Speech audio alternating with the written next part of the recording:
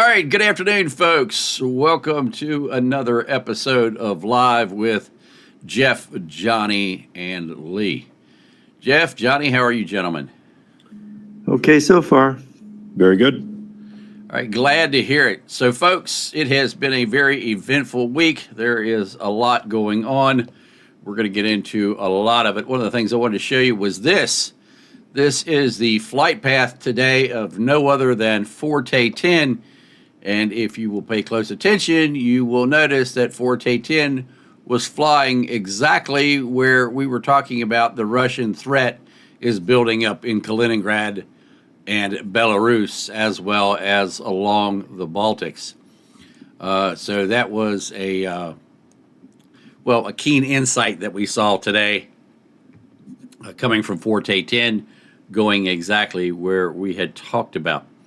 I didn't know if Johnny, Jeff, did you want to talk about where you had been this week or not? No, that's okay. Okay. All right. So, Johnny, do you want to tell us what you had to tell us? And do you want to go to the map first, or did you want to talk about the Russian influence? We'll talk about Russian influence later. Let's go to the map. Let's start with, since you were with Forte there, and we're still working on the thing. You called me yesterday about what's going on with the Yucatan Peninsula. So we're going to be looking down there. Hopefully, I can come up with something. But I have so far it's nothing. But what's happened here, and this was part of the presentation that we put together for what Jeff just did.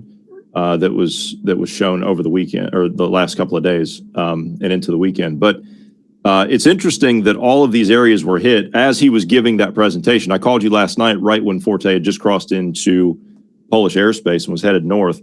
I woke up this morning and this is what I saw. It looked like spaghetti dropped down on a plate somewhere. So he made quite a few passes through there. And correct me if I'm wrong, he was at 56,000 feet the whole way. I have two questions for you. First question is, how long can that drone stay up again? Was it 30 hours? 34 hours maximum. 34 hours maximum. Okay. Second question I have, what is the visibility? You've said it before. What's the visibility at 56,000 feet? 250 miles. 250 miles. Okay, that's what I thought. That's a long way. That's a long way. So he had a clear view of everything that we had talked about. Okay, so now what we're going to do, you loaded the map, so we're going to flip over to the map. And what we're going to do, we've got new imagery. We just noticed this the other day. Unfortunately, the new imagery did not make it into the presentation that we had. We're going to go to that airfield that's in Kaliningrad there. Oh, yeah. We're going to take a look at that. So we need to go over this with a fine-tooth comb because this is, right there to the left, yeah. So we're going to take a look here, all right? So what do we got? We've got more fighter aircraft that have been stacked up at this place.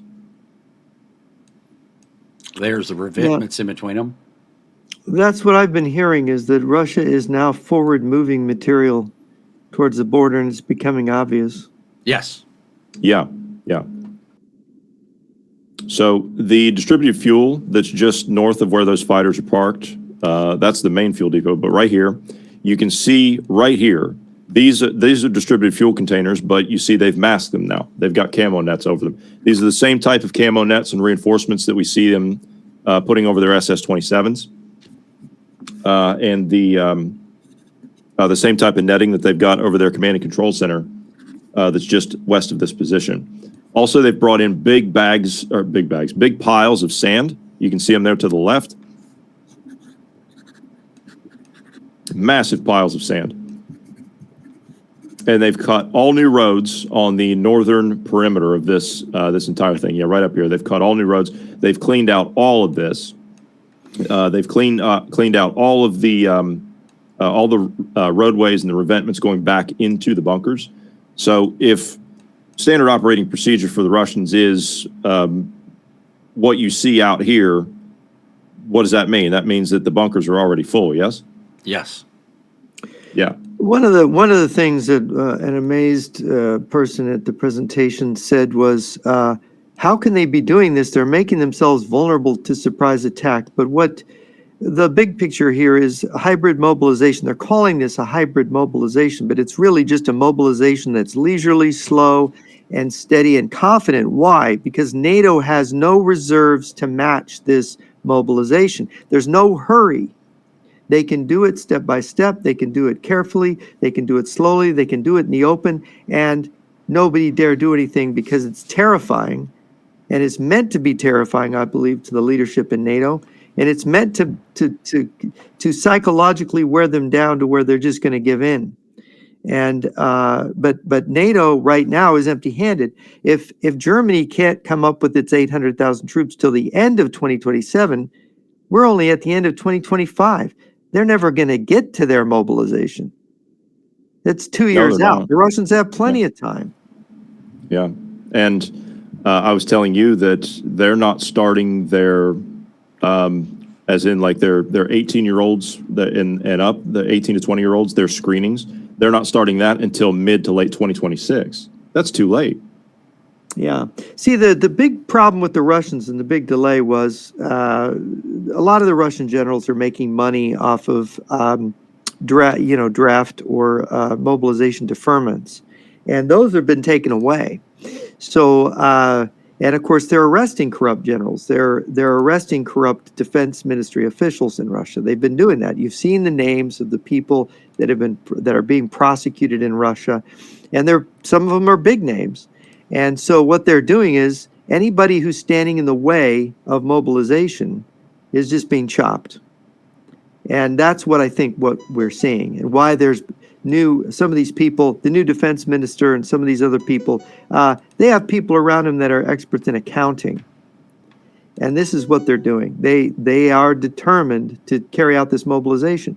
Why does Putin not accept a deal when Kushner and Witkoff go to Moscow and meet with him for 5 hours? Because he's not interested in peace. This is what he's interested in. This is the mobilization. And hybrid mobilization. It's just a normal mobilization that's done leisurely because we can't respond. Yes, and they're moving. As in, I saw last week. I told both of you that he signed a decree. Putin did. He signed a new decree saying that all reservists will be ordered to attend mandatory military exercises all throughout 2026, which points to 2027. Which is why these large training grounds all over Belarus and Russia are, they've expanded their training so they can accommodate a large mobilization of men. And, in you guys' presentation, you go through all of these vehicle storage areas where thousands of vehicles are stored. Those vehicles are just waiting for the men to come, and either they're already trained, they've been in the service before, or they need to be trained. And so they can carry all that out in 2026, and they can be ready at the end of 2026, beginning of 2027, and they can basically just make Europe cough up Ukraine and take whatever part of Europe they want, or divide NATO further, because different countries like Czechia or Hungary or whatever, Slovakia, want to make a separate deal. And so then you get NATO starting to break up. Yeah. All right, where to? Back to that airfield. We want to take a look at the. We're going to head right up that road there to the right. We're going to dip around there, and you're going to tell everybody what this is. This is a DRASH. This is a deployable rapid assembly shelter. It's an environmental shelter that allows them to roll up the end, unzip it, roll up the end, and roll a fighter jet in, work on the fighter jet in an environmentally friendly condition, and then roll it back out. That's a new addition to this facility. That's never been there before. In fact, it wasn't even there 90 days ago. Wow, they're just putting stuff up right and left. Yeah. In order to do all this on a timetable, with all the infrastructure development, the mobilization, imagine the administrative planning for this. Imagine how much planning, and then to come up with the resources and to make it all work together seamlessly. We're just watching it, and it's a huge job just to watch it, but they're actually carrying it out. And we're told that, Ukraine, we're to look at Ukraine. That's what we're supposed to look at. That's what we're supposed to see as the Russian, I guess, quote, failure, if you want. But it's sandbagging. I agree with your assessment on it. It's sandbagging. I was listening to, there was a podcast where they had 3 Russian soldiers on there that had defected to the Ukrainian side. And they were explaining, I cannot remember the name of the podcast. I wish I did. But they were explaining the conditions on the Russian side and how awful it was. They had to buy all of their own gear. They didn't get any food. They aren't given the proper sleeping material. Nothing. I mean, it's really nothing. They're just kind of thrown out there and told, here you go. So they have to pay for all of their clothes. They have to pay for their boots. They have to pay for their whatever armor. They're given a gun and they're given bullets, and that's really about it. They're not given food. They're not given adequate housing. Actually, no sleeping material. According Nothing. to the interview that I just saw a couple days ago from a Russian soldier who defected from the Russian front line and was captured by the Ukrainians, he said that it's so bad now that they are robbing the dead. They are stealing weapons from the dead bodies. They are stealing uniforms from the dead bodies. They are stealing money, IDs, you name it. They're taking it off the dead. And the leaders are taking the IDs off of the dead, because if the dead are ID'd, then the Russian military has to pay a death benefit. So by stealing the IDs off the dead aren't identified, and by leaving the dead out there, then the buzzards and the dogs in Ukraine are eating them, and so there's nothing left unless you're going to do DNA to try to prove who they are, and if that's not recorded in Russia, then there's no way to prove who that Russian was. So the Russian government does not want the bodies back, nor do they want the bodies ID'd. So the officers are actually condoning the theft of boots, wallets, IDs, uniforms, all that, because they don't want the dead Russians identified. This is how you mobilize on one front by shorting another front. They basically don't care about the Ukraine front. They're doing it politically. Notice the political propaganda on Zelensky and the corruption. Their propaganda is Zelensky, this Mendez, whatever his supposed friend or former business partner stole, $100 million. Well, behind the scenes, Putin's agents are saying it's billions that he stole, and he stole it for Zelensky. And he's escaped to Israel. And of course, this is they've stolen a third of all the money that the United States has given to Ukraine. I mean, this is what they're telling the MAGA people, that the Ukrainians are thieves and everything given to Ukraine has just been stolen. And meanwhile, the Russians are building up on NATO's border. They're building up for a general world war together with China, I believe, to go after the United States. They want to isolate us. They want Europe to be so disgusted by Trump and his reaction that Europe says to hell with the United States. If the United States says to hell with Europe and Europe is under this pressure, Europe will say to hell with the United States. And that is the reaction that Moscow wants. And you can see that playing out. To me, it looks like they're getting it. Political strategy in terms of psychological warfare is the preamble to the kinetic stuff.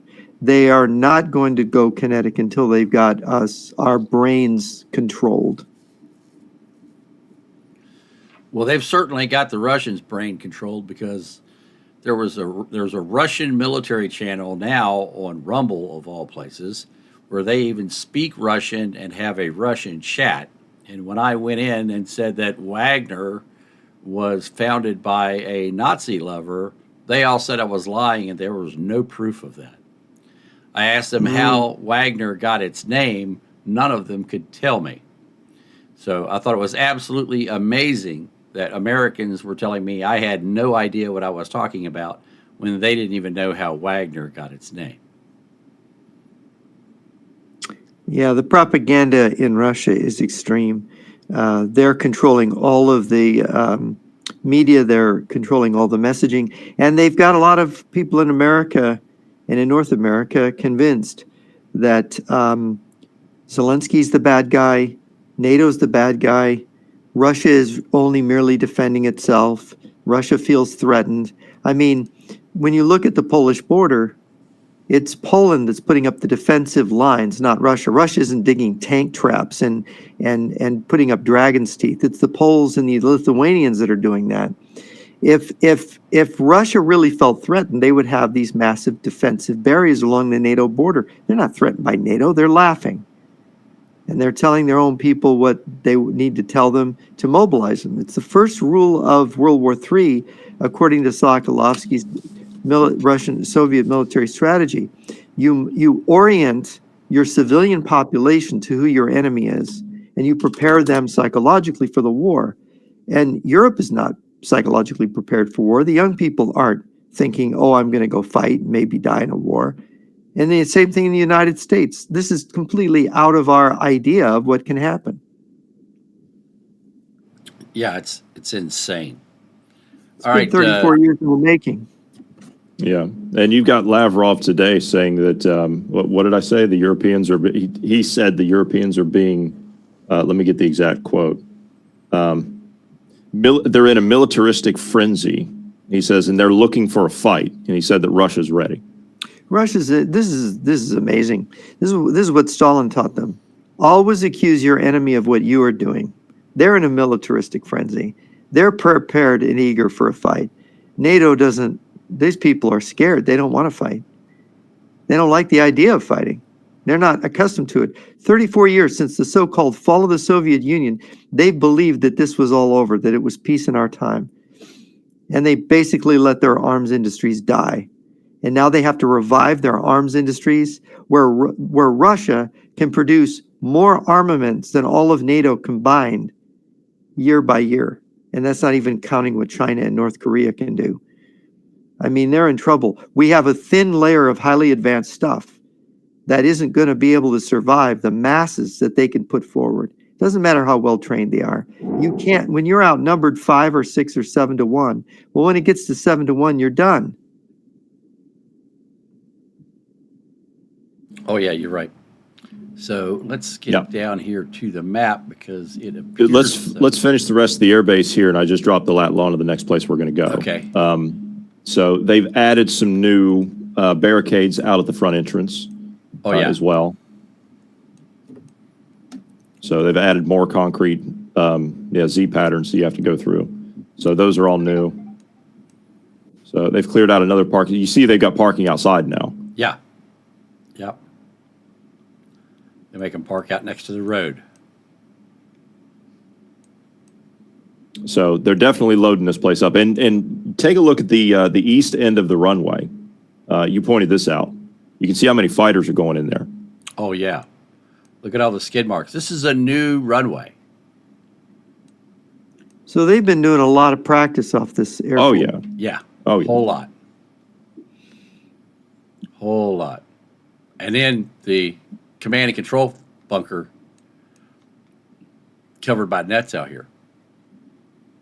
Drone netting.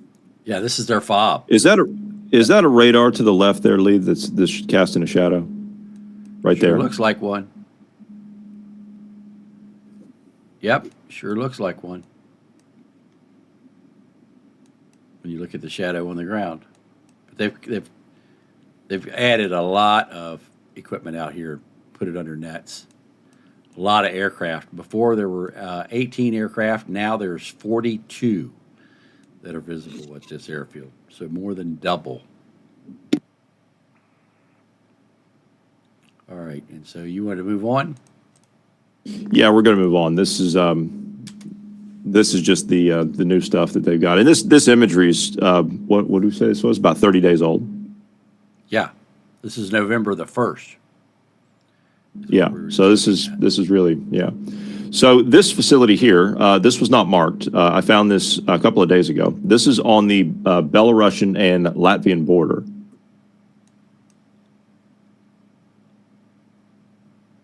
Okay.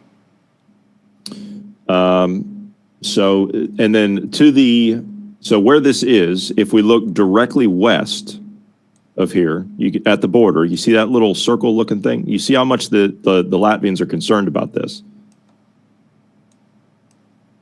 So they're building concrete walls at this point. Yeah. Wow. Yeah.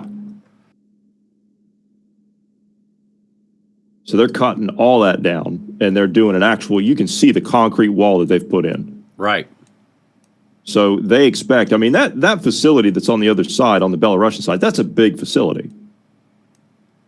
That's one of the bigger ones that we've seen. Yeah.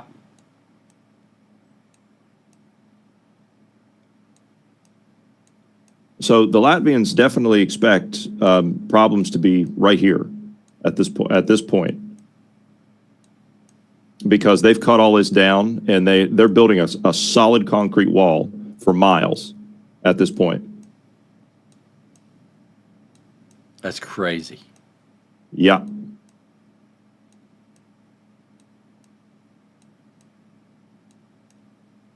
Wow. Yeah. And it goes on and on and on. If we get up to where the Russian border is, you're going to see an orange pin right up there. And you can see where they've continued to put another concrete wall, and they've reinforced anti-tank ditches and dragon's teeth. Holy mackerel. Yeah. So they're definitely concerned about these being crossing points here. I don't think that they think that the aircraft that we've spotted are inflatables, decoys. No, of course not. Yeah. So all of this is new. Every bit of this is new. All this is new construction. This is a concrete, again, concrete wall. This is not just some sheet metal they've stuck up there. This is huge. Massive. So, it is. Yeah. Yeah. That's full of water already. Yeah. Wow.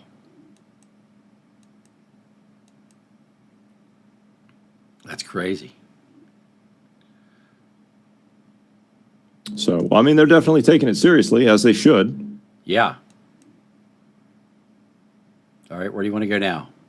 You're going to see a grouping of pins to your right, to the northeast, right here. All right, so we're going to take a look far left first. And I found this military base in the middle of this little town here. Interesting.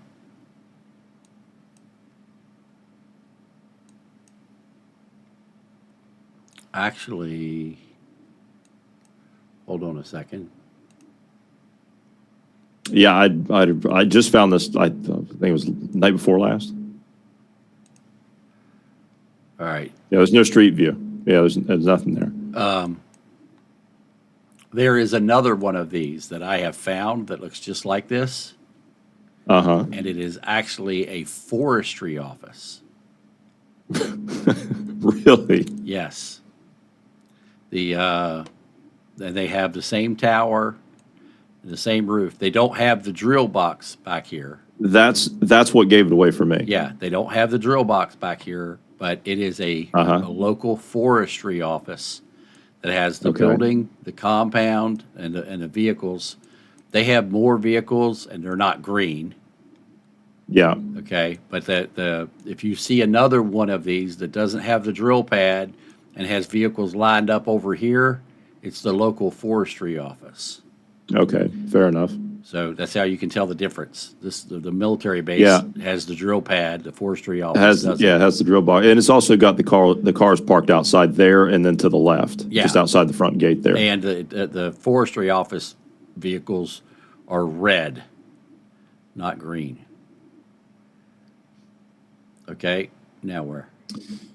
Over here. So we're going to take a look here. I don't know. I cannot be 100% sure, but I think that these look like launch pads, and I'm going to tell you why. Because it's all reinforced concrete. That one in the center there is a helipad. Yeah. You can see that clearly there. But the concrete roads going into it are long and curvy, right? Yeah. Long and bendy, just like we like them. And if you zoom out from this entire region, you can see that they've got basically this whole thing. You can see just very slightly, you can see where it's been cut out. And they've got double fences around it. Now, Oh, yeah, why yeah, this would why this would be here, I don't know. And I think it might have something to do with the facility that's just to the east, right here. I don't know what this is. My first thought is that this was a prison, right? Because of the fencing on the outside. That was my first thought. No, Yeah, it's not. no. There ain't when no I fir- prison in Russia with that kind of fencing around the outside of it. No, there's not. And I thought, That looks okay, and if nuclear it was to a me. yeah, if it was a prison, then it would be listed as a prison because Right. the Russians do, whether you believe it or not, the Russians do list where their prisons are and what they are, and you can go in and take a look at them. But this is not listed as anything. But that's a lot of fences, and that's a lot of security. That's a lot of people working there. Everybody's and outside. they've got- This is nuclear. Everybody's outside. Yeah, and they've got count the fences. That's yeah, nuclear. that's all that, and then they've got fences inside of fences inside the facility, and they've got guard towers on every corner of this place. Yeah, that's a nuclear facility. They got nuclear. That is weapons there. massive. That is absolutely massive. This is on the border with Latvia, and when I say on the border, I mean Yeah, the border's right there. 6 kilometers.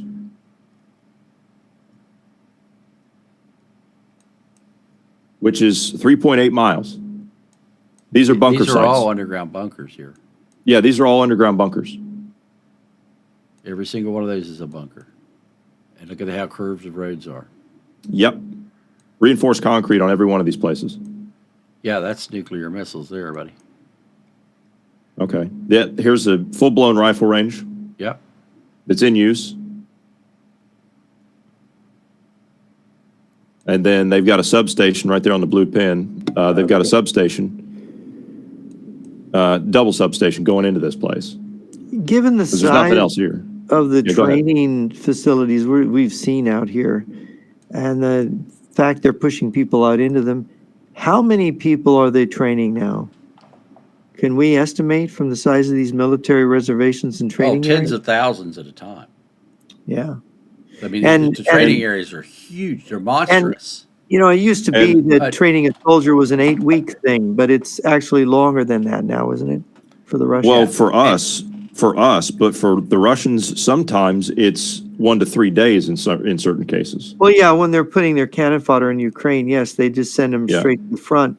But I remember Colonel Lunev saying years ago, this is 27 years ago now, when I first met him, he said, you can train a soldier in 8 weeks, and it takes 2 years to train a division commander. And I remember a reaction of American military officer, a major that I know, and he said, well, that's ridiculous, 2 years to train a division commander.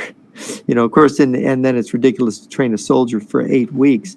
But if you have a mass army concept where you are using the population in mass, how many elite troops can stop how many men trained in mass, supported by nuclear weapons or vacuum bombs? I'm not sure how that equation works out. The Russians seem fairly confident that it works in their favor. Well, What do you the think? the Spetsnaz lieutenant commander that came into my chat the other night said that he was deployed for 6 months, came home for 3 weeks, went back for 6 months. He just came home for 3 weeks, and now he's going for 3 months of training. So what kind of training are you giving that lieutenant commander that he has to be in training for 3 months? I mean, 3 Yeah, months that's a of- full course. 3 months is a full course. yeah, he wouldn't tell me. Some type of specialist, yeah, he's not going to, no. Yeah, he wouldn't tell me what he was taking. Or for some special operational mission that they're going to perform. Yeah, Right. like rail And, sabotage. I, and maybe. I asked him, what flat out, what does Z stand for? And he says, I said, you know, because you got Z's on all of your tanks. You've got Z's on all of your uniforms. What does Z stand for? He said, Zapad, West. And I said, so you do want to conquer the West? He said, no, no. I said, yeah, you do. I said, here, let me play this interview for you. So I played an Oh, you interview. played that one. Yeah. I And- know which one you're talking about. and it said that they wanted to go to the West. He goes, yes, I've seen that. And I said, they're saying that you're going to invade the West. They're saying that you're going all the way to Stalingrad in Germany. Yeah, that's what they said. You mean Berlin, not Stalingrad. Berlin. Yeah. The Reichstag is what it means. Reichstag. Yeah, we're Reichstag, going all the way to the Reichstag in Berlin. And he said, well, some people think that, but that's not what we're doing. And I said, well, then why are you building up? And I showed him the dragon's teeth on the Polish border. I showed him all the thousands of troops. I showed him all the stuff that had been moved into Kaliningrad. I showed him all the stuff that had been moved over to the west. And I said, you've been in Spetsnaz for 9 years. I said, I want your honest opinion. I said, who has the best map of Russian positions that you've ever seen? And he said, you do. Because I showed him my map. I showed him this map live on the show. And so he had nothing to say about denying the fact that they were going to the West. And I said, why would they call it West if they weren't planning on going to the West? And he didn't have an answer. That's the Western strategic direction. Yeah. And so after that, he started making insulting remarks about my wife and my family and all kinds of other things. And maybe your mother, if he thought of it. Well, yeah, we got spammed by Russians thereafter. Yeah. Yeah, like we all get if we allow an open chat. Yeah. Yeah. So, They're determined to win.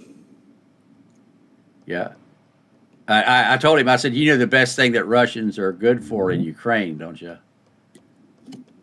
And I told him target practice. And I said, the best thing that Russians do in Ukraine is die. He didn't like that either, but oh well. So, all right, where do you want to go now, Johnny? There's going to be a yellow pin just northwest of here on the border that says parking. Yep. Now, I'm going to ask you something. This is on the border. You ever seen a parking lot like this on the border? No, and that's a hell of a nice helipad. It is a very nice helipad, isn't it? I thought you'd appreciate that. Yeah. That's bus parking. Now, let That's me for ask you something. bringing. For bringing personnel, then. Now, let me ask you something. What do you see just outside there? Just right there to the. Go back. Stay with the parking lot, right? Go to that building on the left where they got the loading bays, Yeah. and then look out front. Oh, underground bunker. You got to have those at a parking garage. You gotta have. Of course, you have to have those. So, how right? much underground space is this? A place for people to go to be underground while fallout is passing over Now, this is on the border. This is literally on the border. on the border? Okay. Okay. Yeah. There's So a couple another things one. here. Okay. First off, this. All right. So I don't know if you've ever heard of Estes Transport. Estes. They have the big yellow trucks. Yes. Down the Yeah. highway. Go on. Estes. Yeah. Okay. Mr. Estes that started Estes Transport was best friends with my father. And I was actually at the Estes Transport facility to show how they interchange trucks. So freight comes in and freight goes back out. So if you look at the number of doors that you have, you need 2 or 3 parking spots for each door. That parking lot is way fucking bigger than that. It is. Now, here's what's interesting. Where that helipad is, if you look in the fenced-in area, what do we have here? That's a tower, it looks like. We have another underground bunker. Yeah, here. So it doesn't, with the number of buses, the facility on the surface looks too small for the number of people that would be fitting in those buses. Yes. It is. right? Now, It is. So- There's so the no way. So this implication is if it's a cargo distribution facility, this is administration, and this is sorting, and this parking lot here would be appropriate for this building. All of Okay. this is another game. oh, well, you see, Lee, you hit now. This is just to satisfy all the trolls that would be. Okay, so you'd call this, or someone would call this daily traffic, right? Right. Isn't that what they would? Yeah, it's daily traffic. The Well, there's a problem is problem. there's nobody there. There's nobody there, and if you go back in time, there's really never been anybody there. Okay, so daily traffic would be across the road here. Okay, so this is daily traffic, right? So there's the border, right? Right. So we're gonna work our way towards the east. We're gonna go on the Russian side here, okay? So here's your daily traffic, all right? There's your daily traffic there. And then again, you'll have some people say, all right, well, that's gonna be that's your customs office. No, go to the east. Go to the east. There's your customs office. Yeah. This is a normal size parking lot for the facilities that they have there for a Right. customs Right. office. Right. Right. This is normal. Right. That's not what that place is. No. And I've never seen a customs office with a helipad big enough for an MI-26. No. Or with bunkers. Custom Right. office Or with with bunkers. bunkers. Yeah, Yeah. that's a good one. Yeah. Yeah. Wow. Yes. So, do you think that they have something underground under this that's a larger facility underground? I don't know if they have a larger facility. Oh, wait a minute. They got water. They have water, yeah. Yeah, they have Probably. one. Yeah. Yeah. There's more under there than we know about. This right here, just that amazes. That is probably one of the cleanest helipads I've seen the Russians build. Sorry, I gotta know. And it's very this place Holy is very shit. It's, That's for a monster helicopter, it's isn't it? 50 meters across. That's Why do they 100 need that many meters for a helipad? a MI-26? I see. That's an MI-26 pad. How many people can be brought in on an Mi-26? Like 80 Ah, at a time. The Russians have enough Mi-26s to have 5,800 men airborne at a time. is this a mobilization assembly area? Could be with all these parking it spots. could be a staging. Look at all that parking. Yeah, mean, they bring in. They And these bring that's in not for people- cars. No, Yeah, that's none not. of that for is cars. cars. Is that for logistics trucks? Well, it could be, but I mean, they've got this over here for logistics trucks. Yeah, here's your customs office. Yeah, but logistics for a combined arms army is going to need a lot Oh, more yeah. than that. Right, Yeah, right, sure. right. And could there be underground ammunition storage here? Uniforms? We got more Equipment. That underground. warehouse, there's another underground there. That whole where those loading bays are, that whole thing could be a magazine. Right, Yeah, I mean, so these are ammunition. These bunkers are for ammunition storage. probably. The fact Yeah. that there's an MI-26 helipad here, that's not customs. No, and the whole thing's fenced in. Right, The whole right. facility's fenced in. Yeah. Right, because Well, if you let's- come over to the let's- customs office over here, there ain't no helipad. Yeah, I think that's a giant supply center for ammunition and other stuff. And Why they've- would you make that many parking spaces for supply trucks? That's enough. That's enough haven't- supply I have trucks not. for. Yeah, for I've not more than counted the brigade. parking spaces, but that's going to probably be the biggest parking lot we've ever seen. You know, that's enough for the supply trucks for a division. It looks Easy. to me. Yeah, this looks like more than 200 trucks. It's got to be more than 200 spots. well, this is the most calming dock or entryway. See right there? See the dirt? See the trail? Coming over through the gate, So it swings Oh, yeah. around, yeah, and it goes right up. Yeah, I see it back now. over here.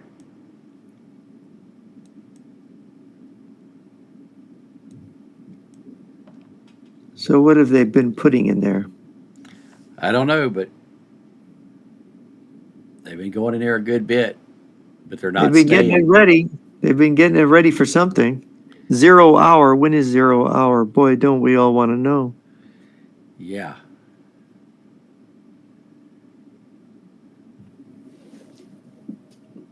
There is rail service. There's rail service right here. Yeah. How close does that rail line come to there? Well, there's the building, It's right there. Yeah. It's right there. so they could put rail The problem service is in there that easy enough. yeah, they could put it. They just need a couple of bridging units in there, and there they go.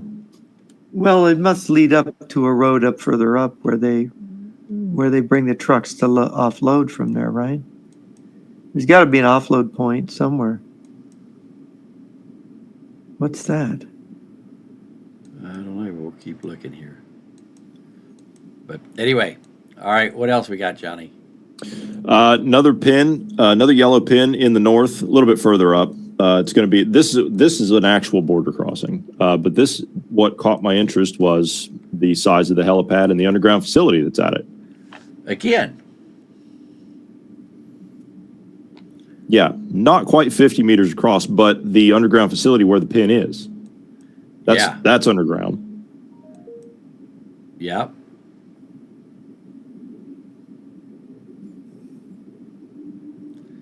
Gets more interesting all the time.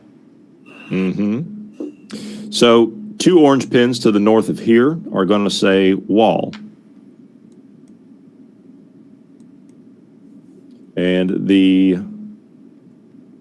Latvians are concerned, and the Estonians are concerned about this being an incursion point here because they have built not only one row of that is a serious wall. Yeah, That's more serious than the one we saw down south.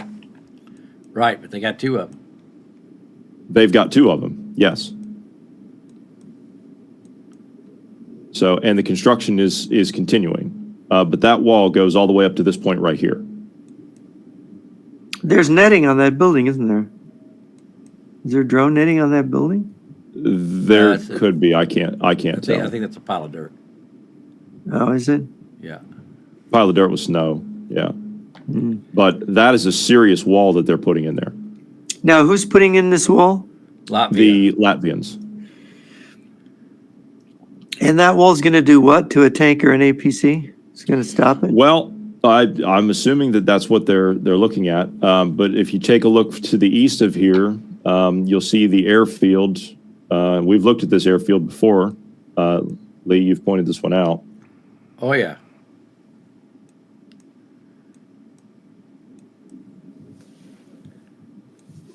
It's got helicopters at it.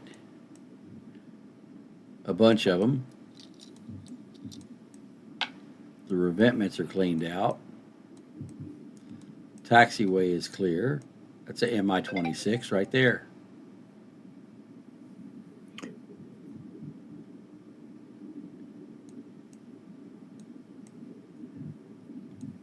So we know that they like MI-26s. There's a MI-8. Yeah, they've got motor pools in town too as well. So I would assume that that's what they're concerned about. Because if you look at where they've built that wall at that point, that's a giant clearing there. Yeah. So they could stage, the Russians could stage just on the other side of that Yeah, and come right here. across right at that point. So yeah, that's all just a giant clearing right there. So the Latvians are reinforcing that entire part with, I mean, that is a serious wall that they're putting up there. Yep. And this is to prevent infiltrators from getting into Latvia? Yes, I would assume, yeah. I would think 'Cause that I and don't- mass. I don't think a wall like that is much in the way of a modern defensive barrier in terms of modern warfare. Well, when you No, got not really. no more forces than Latvia does, a wall is better than nothing. It's funny, a fence would be cheaper, so they are spending some kind of money. Do you think there are towers and guards along this wall? Sensors. There's going to be. Ah, Yeah, sensors. And if you're going to knock the wall down, maybe it's going to make a noise. there's drones to respond to anyone who comes near over the wall. All right, where to now, Johnny? Red pin that says listening post. This place is just out off in the, you can see where it's at. It's very remote, it's very isolated, and you got to park outside. Yeah. So I would assume that that's what this place is, because if you look at the antennas that are sticking out from the inside of it, Yeah. then that's what it's going to be. All right, now where? Two yellow pins north of here along the border that are going to say new construction.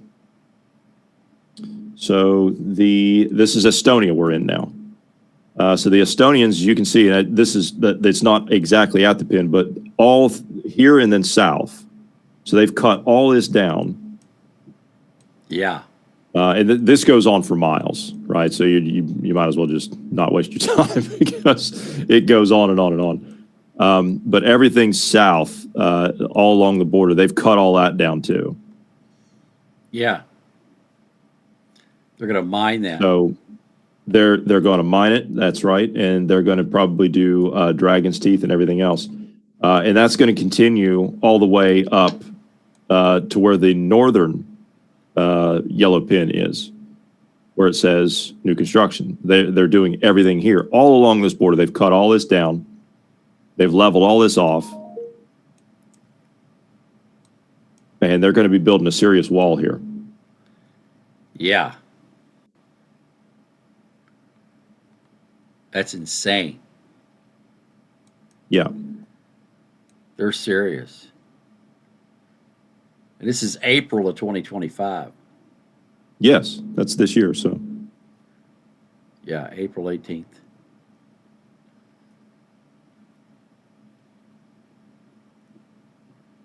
All right, now where? that's going to be it. So that's my map study for the week. All right, did you want to talk about Russian influence? Yes. Where would you like to start? Well, you tell us. We know that, Well, that they've infiltrated the media in the United States. We know that they're in RT is in Rumble. We know that there is Russian influence in Buy Me a Coffee. We yes. know that there is Russian influence in Kick. Mhm. And we know that there is Russian influence in the company that pays Tim Pool and from the Poolcast and a bunch of the other leading stars on Rumble, that the company that hosts all of them was paid $10 million That's right.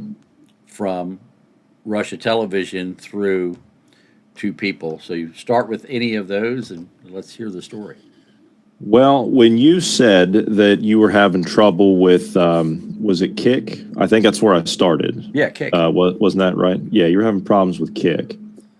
And I decided that I was going to go over and take a look. I thought, well, all right, if they're giving him a hard time, so I thought, all right, well, what kind of people do they have over there? Right, let's take a look. And I started looking, and it's a platform for video games, live streaming video games. It's a platform for online gambling, and it's a platform for I guess, would you call them digital prostitutes? You know, Yeah. the ones that take their clothes off and hang out next to a pool and smoke dope in a bikini and drink alcohol and people throw money at them.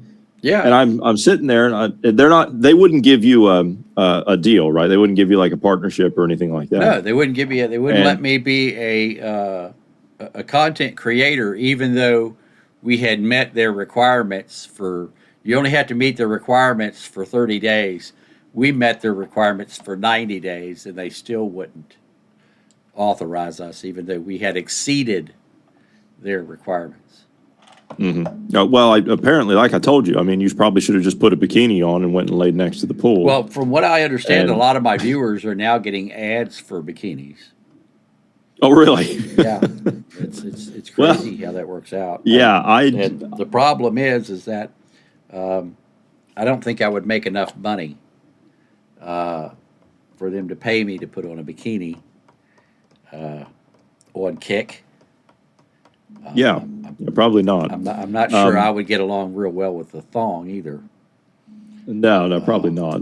But anyway, as I'm looking at that, I'm thinking to myself, all right, well, they didn't give him a deal. They didn't give Brumble didn't. They're screwing with you there, and I'll get into that. And Buy Me a Coffee's done some things to you. I'll get into that too. But just sticking with Kick here, so I thought women taking their clothes off, online gambling, and video games. I'm thinking to myself, well, that sounds very Russian. So let's take a look. So Kick was started in 2023 after it was kind of I guess an online war against another streaming platform, which is Twitch, that's owned by Amazon. And there were some people that were upset with the way that things were going over there. So they split off and they created this company called Kick. Well, Kick got a whole bunch of startup money. And when I say a whole bunch of startup money, I mean like $100 million in capital that got thrown at it. And I thought, all right, well, who started this? Who owns Kick, right? Let's take a look. Well, Kick is owned by a holding company called Ashwood Holdings. And Ashwood Holdings only has two people, the primary founder, CEO, COO, CFO, whatever, and another silent partner. Well, the person that is the sole CEO guy of it is a guy named Edward Craven, who's an Australian national, but not really much is known about him. And the reason that not really much is known about him is because no one had ever heard of him before up until 2023, because he had been known under an online name under something else. He was known as Edward Miroslav before that. I thought, oh, well, okay, now we're starting to get somewhere. So Ashwood Holdings is the holding company that has a partnership with the ownership of Kick. And they also have an ownership of something called Stake.com. I said, Stake.com. Yes, that's funny. That's the online gambling platform. All right. So I started to run some of those leads down, and I thought, where's all this coming from? What's all this dealing with Stake.com, this online gambling? So they put $100 million in capital to start Kick.com in 2023. By the beginning of this year, they turned that $100 million that they put into it into $2.46 billion. I thought, man, that's one hell of a return on investment. No wonder they're pulling a whole bunch of people over there. Well, if you go over there, most of it is fueled by online gambling, Stake.com, that one. And it's a lot of English speakers, a lot of Russians, some Polish, and a couple other nationalities in there, Spanish. But mostly English and Russian, and of course Russians that speak English. And they run these gambling channels. And Stake.com is a thing where an online gambling site that deals almost exclusively, not quite, but almost exclusively in cryptocurrencies, mostly Bitcoin. And if you take a look at the amount of money that's registered under Stake.com, it's quite a bit.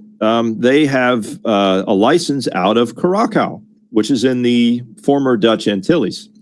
Jeff, didn't you say that we had some of the red cocaine money was flowing through the Dutch Antilles back in the day? Well, that's when, the cocaine thing got going. It was the Netherlands Antilles was where the center of money laundering for the communist-controlled drug operations out of South America.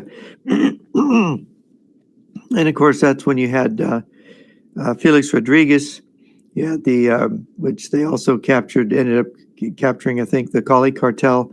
The communists were very good at infiltrating. Felix Rodriguez's right-hand man was a DGI officer. Forget his name right now. And of course, the whole idea was to take over Colombia through corruption and drug corruption, money laundering.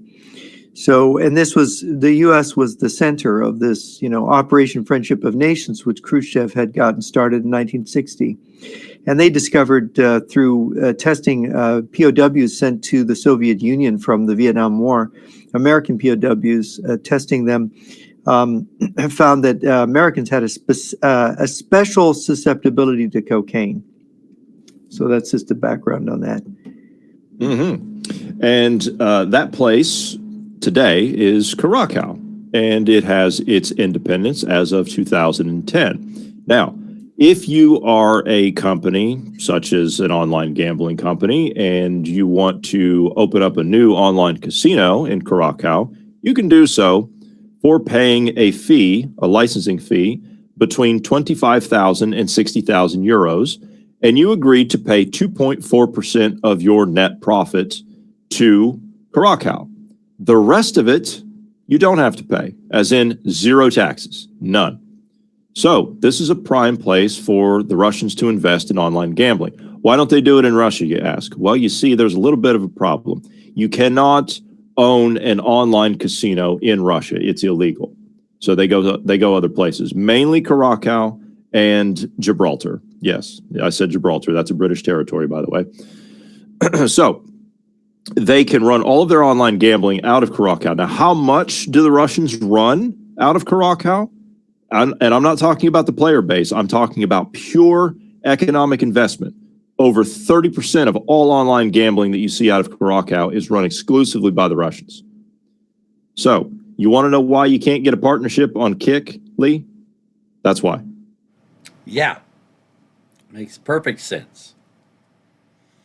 Okay. Buy me a coffee. You're going to run into something similar, right? What happened to you? Please tell people, for those that don't know, what happened to you with Buy Me a Coffee. With Buy Me a Coffee, I had up to 2,800 followers on Buy Me a Coffee. And one day they started canning 40, 60, 80 people a day. And they have killed off my Buy Me a Coffee from 2,800 followers to now I just have 409.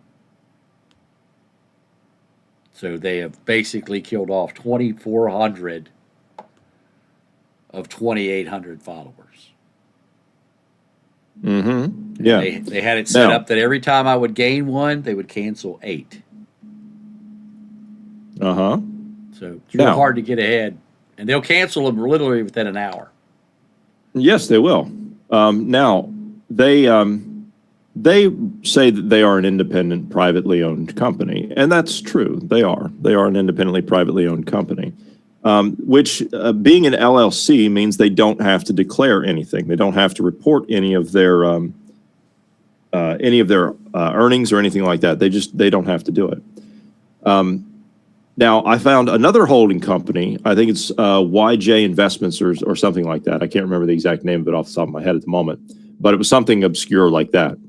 And this company traveled to Russia in 2016 to deal with new investors and startup people, as in like they attended a conference where they received $150,000 in seed money to get started, right? To start Buy Me a Coffee. So you want to know why you have problems with Buy Me a Coffee? Well, their silent partners probably don't like what you're doing. This is true, too. And then, of course, we've got Rumble. Yes, Rumble. Rumble has a partnership with RT. And they have, what was it? They took $10 million from RT. Does that sound about right?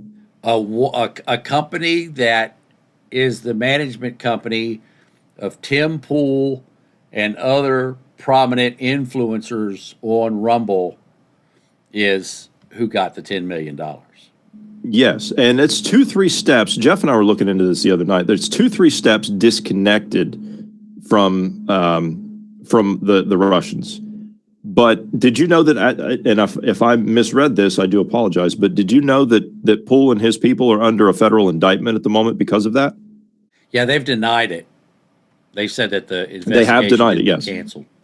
Yeah, they have denied. So the investigation was canceled or not? They said that it is, but we haven't seen that officially anywhere. I see. Okay. Well, I saw that they were under federal indictment, but yeah, see, this is what happens when you take the money, right? And I say time and again, do not take the money. You think that you can take money from these people, right? And you're going to be able to say what you want, right? What just happened at Tim Pool's place a few nights ago? You heard about it, I'm sure. Oh yes, there was somebody opened fire Uh-huh. on his place. Yeah. Uh-huh. And if you Yeah. want to see the stack of people, there it is.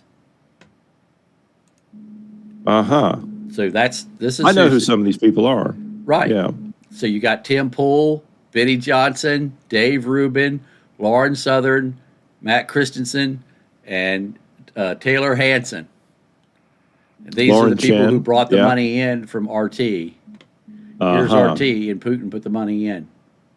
So these are all the people who are listed in it. So there's 9.7 million, a little short of 10. So there we go. You want to know why you can't get traction? You want to know why we can't get heard or get delisted or your payouts get blocked on Rumble? This is why. Or my pay has went to 1/10 of what it was a year ago.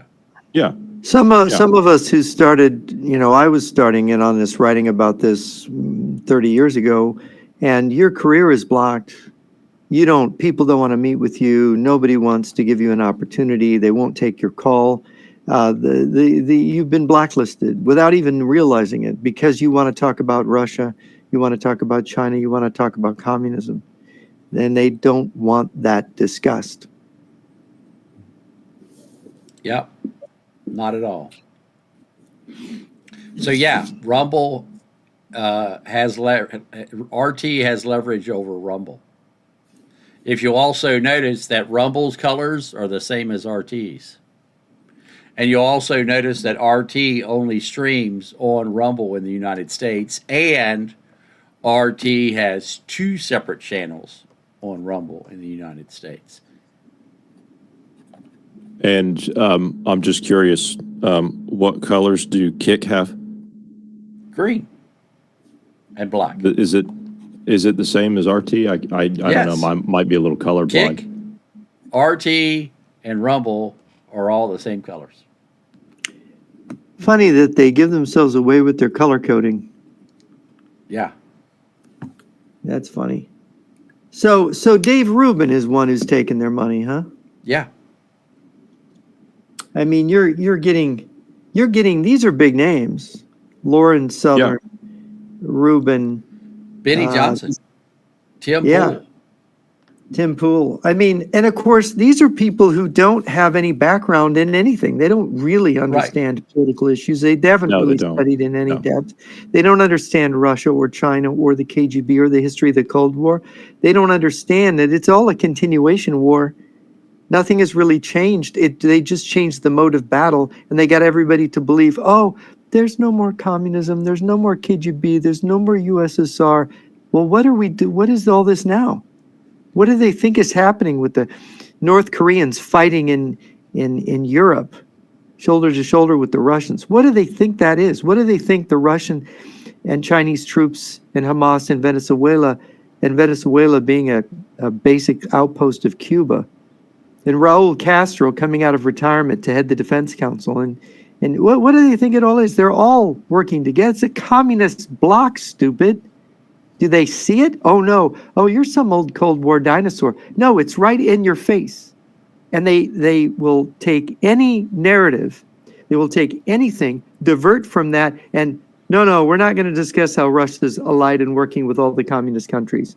They're not any communist countries anymore. Shut up and sit down. It's like Ron just said, green roofs. Yeah, this is what gets traction. You know, you were pointing this out when we were talking about this the other night, Jeff. This is what gets traction. This gets hundreds of millions of views. This gets tens of millions of dollars in corporate sponsorships thrown at it, and they don't have a clue. Yeah, these people are all committing suicide. That's their business, because when this is all said and done, they're all dead because they're helping their enemy to destroy them with their own stupidity. Useful idiots. Yes. And I love the fact that they say, oh, well, this is the price we pay for fighting evil. And I'm thinking to myself, no, son, you're collaborating with it. Yeah. Yeah, they're collaborators. That's the thing. And the thing is that it's done so, this false flag recruitment kind of thing, they don't even realize who they're really working for. I don't think they really, some of them may know. But of course, when you're getting the money and you're thinking, well, Russia's not so bad and they're really on our side and they're really Christian. Putin postures as a Christian and a conservative and a nationalist, and they think, well, he's one of our guys. So it's not, we're all for America here. Putin's really for us. I know that's completely wrong. Oh, now come on, Jeff. You're being just a little bit too. You're being a little rough, aren't you? I mean, let's take a listen to Tucker Carlson, right? He's got something, right? He said this on his podcast just the other day. Listen to this. I'm just going to play the audio. So there are a couple of different countries you might throw out there if you were looking purely through the lens of what's good for the United States, an America first perspective. The most obvious, of course, would be Russia. Russia! Why? Because it's the biggest country in the world. It's the biggest landmass in the world, and it has enormous mineral deposits, energy deposits. It's got a lot of oil and gas and gold and everything else you need to run a society. And it also has a formidable military, by far the biggest on that continent, on the European continent, and huge manufacturing capacity. So, like, if you needed an ally to help you in a conflict, or if you needed a country in which to stage a fight with some other country, a place to put air bases, for example, Russia would be like the best, of course. But we can't be allied with Russia because Russia's bad. They're immoral. They're bad. You might also say, well, Venezuela. Why Venezuela? Well, because they have the largest proven oil reserves in the world. They're in our hemisphere. I don't know. Lots of natural resources. It's right there. Why not make them a big ally? Talk about a place for military bases. And there you go. Look, he's dishonest. That is not even stupidity. I'm sorry. Nobody's that stupid to make the argument that your enemies should be your allies because they have so many resources. And it's like, you don't get to choose your enemies. Your enemies choose you. They want to destroy the United States because they want to be number one. You're an American, stupid. These countries want to knock off your country. Oh, well, we'll just ally with them. That'll be good. Oh, okay, we'll just ally with Hitler. Let him have Europe. That's fine. We'll ally with him. Then he'll have Canada next and Mexico. And well, you're taking appeasement to an all totally new level, but it's not even honest, because where has there ever been the option for us to ally, to be friends with these people? We tried to be friends with them. We helped them. At the end of the Cold War, we gave them food. We gave them investment. And what did they do? British Petroleum the executives weren't even allowed in Russia. They yanked their visas. We gave them Lend-Lease. Huge amounts into Russian oil. Yeah. We gave them Lend-Lease during the Second World War. We allied with them during the Second World War. And what did they do? As soon as the war was over, they took over all of Eastern Europe with everything we had. And they invaded Manchuria, and they got all the Japanese weapons and handed them over to Mao Zedong. Took over China through Mao Zedong. I mean, when are these people on our side? And then all the subversion they discover in the 1940s and 50s, it's all the same. Look, the institutions don't change that much. There's not been a revolution in Russia. They pulled down Felix Dzerzhinsky and Lenin's statues in 1991. They pulled them down very gently so they didn't get broken, and now they put them all back up again. Yeah, they're going back up. Yeah. When does St. Petersburg get renamed to Leningrad? When does Any that get day renamed? now. Any day now. Any They day now. announced Sovietization. It's going to be any day now. And the fact of Putin running back and forth to Beijing all the time. I mean, the fact of the matter is they're supporting Iran. They're aligned with China, a communist country. People say, "Oh, China's not communist." Well, yeah, this bookish Marxism-Leninism, where you have to follow certain things. Well, Marx said there's no Marxist dogma. It's run by the Communist Party, stupid. Communism is a utopia that can't exist anywhere. So it's never existed anywhere. But the Communist Party and the Communist movement and the Communist arms and weapons and the Communist revolution, it does exist. And it's here trying to undermine us now. And we won't, we don't, the word KGB, the word communism has been taken away from us. We are not even allowed to use the name of our enemy. We're not allowed to name them. No, we have to join them. We have to make them our ally. We have to be, kinder and gentler. Why do we need to make war with them? They have so many wonderful resources. Oh, Tucker Carlson. No, Tucker Carlson, you're a traitor and you're a liar. And you are not even attempting to be honest. Socrates, the number one thing Socrates taught his followers was responsibility. When you have millions of people listening to you, you have a responsibility for the truth, not to mouth enemy lies across the media, confusing and disorienting Americans. And that's what he's doing, disorienting and confusing Americans. And now you know why we call him that stupid fucker, Tucker. Yeah. I mean, Yeah. I don't give him, I think he's smart. I think he's doing it on purpose. I think that little Boy Scout act is a fake. I think he's completely fake. It's cynical. I don't believe he's stupid for a minute. And if he is, he has a responsibility to shut up and sit down, and he hasn't met that responsibility. And that's evil. To not know right from wrong. No, he doesn't get a pass. Not in my book. I'm with you. I wholeheartedly agree with you, sir. All So, right. and he's not the only one. I don't give any of these jokers a pass. You know, the people that he gives mic time to, I don't give any of them a pass. Scott You know, the Ritter, whole- I don't give a pass. Scott to that Ritter, child absolutely molester. not. I don't Well, give Scott a, Ritter I- is harassing people in Ukraine now. In fact, he was just harassing a young woman in Ukraine that we actually follow. I think it's Kate in Ukraine. And she responded to him, Scott, I'm an adult woman. What are you doing trying to talk to me? You know, Yeah, very good. you know. Yeah, and Colonel Douglas McGregor. Look, what a freaking clown. He's a military analyst. On day 10 of this war in Ukraine, he said the war was over, the Ukrainians have lost. It's almost 4 years later, and the Ukrainians haven't lost. Sorry, Douglas. It didn't happen. You're a liar. He is a military analyst. He knows what he's been saying is a lie. Why does he do it? I just love the fires that are burning in Moscow tonight. I don't know if you saw that. No, I didn't. No, we haven't seen It's- that they're yet. just, you know, it's I saw them it's- 2 nights ago. You telling me there's new ones? Right. Oh yeah. Okay. And it's very interesting how I just keep going, look at that on the map. And a few days later or a few weeks later, it's on fire. You know, and I told Putin months ago, you ain't seen nothing yet, buddy. The fireworks haven't even started in Moscow yet. And they haven't.